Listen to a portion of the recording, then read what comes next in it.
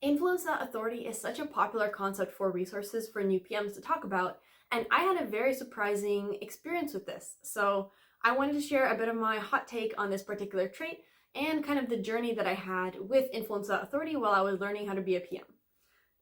So coming into product management, I was a new grad, I was fresh into the career space, and I was also on teams where people were quite a bit senior than me. But still, coming in, people kind of saw me and they're like, hey, you're the PM, what's the plan? What are we gonna do? And I was shocked with the amount of authority that was granted to me due to my role. Because the PM is a role where you determine the customer requirements and you determine the requirements of the product, and those filter down to the designers, to the engineers. Everybody on the team kind of rallies around executing on those.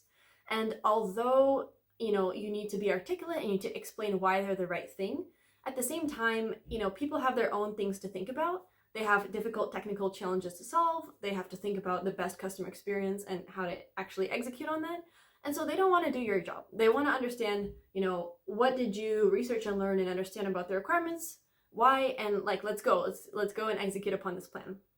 And so for me, I felt like that was kind of a lot of pressure. Like, I felt a huge responsibility because people were looking to me for the requirements and I didn't want to get them wrong and feel like I caused people to spend time on the wrong thing, or like I had these senior people building the wrong product, that the requirements weren't thought through, something like that. Like, I felt very pressured, and I was pretty intimidated by the amount of authority and very surprised compared to what I expected when reading all about this Influence.authority thing beforehand.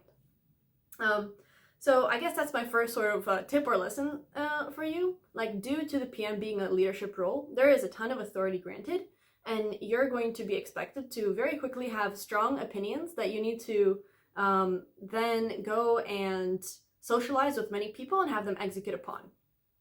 So be ready for that. And after a while, like, I leaned into that and I loved it, and I really enjoyed being able to work with this great group of people on my roadmap. And that's when the influence of that authority piece of it kind of came back to bite me in the butt, because I got comfortable with that authority, but the influence part was still there underneath. And so I'll explain two scenarios that I did have to deal with influence of that authority and sort of how those played out. So the first one is very common, and you'll definitely run into this as a product manager, which is that you're building a product and you have dependencies on other teams that they need to do something to have the whole experience be finished and complete. So for example, let's say you're building a page and it has all these great features that you kind of figured out in there, but you need like an authorization flow, or you need a payment flow, and another team builds that particular flow that you need. And so you'll probably run into a case where you go to the other team and you're like, hey, I'm building this cool thing, like, let's do it. We need you to build the authorization flow because you're the authorization team. And their objectives may not necessarily align with yours. So they'll be like, oh, that's great, but we have this other stuff to do, and so maybe we can do that in 2 years from now. Or, maybe, hey, that's just not on our priority list, and maybe you can figure out another way to do authorization, or like, sorry, we cannot help you with this. That's very unfortunate. And then you're in a dead end because like you don't have authority to force this team to build the auth flow, but also you cannot launch without it. And that's where the influence is really important, because you'll need to learn how to like either have a really great relationship and alliance with that team that they're willing to do things for you.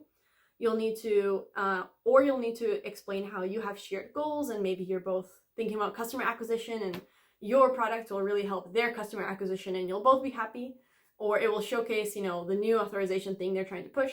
Or in some cases, you may need to escalate to like the shared management chain and then influence the managers to think your project is very important to the point that it needs to be highly prioritized on that other team's roadmap.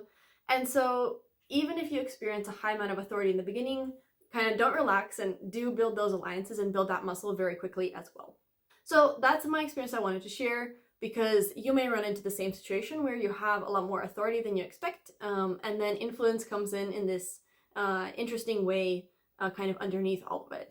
So let me know if you want me to do another video explaining more about how to actually do the influence piece of it, or also on the other hand, how to deal with the authority, how to make sure that you're working well with everyone, and kind of get used to that concept of responsibility for the customer requirements. Thanks for watching, and see you next time.